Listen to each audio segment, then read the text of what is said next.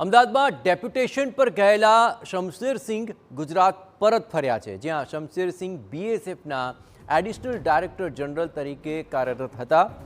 March 2026માં Shamsher Singh નિવૃત્ત થઈ રહ્યા છે।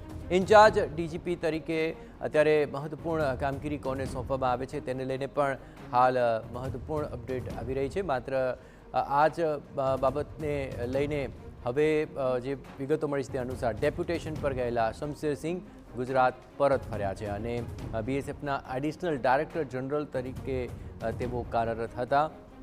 અને આ સમગ્ર મામલે વધુ વિગતે વાત કરવા માટે જોડાઈ રહ્યા છે ટીવીના સંવાદદાતા હરીન માત્રાવાળા। હરીન, શું અત્યારે અપડેટ આ સમગ્ર મામલે મળી રહી છે?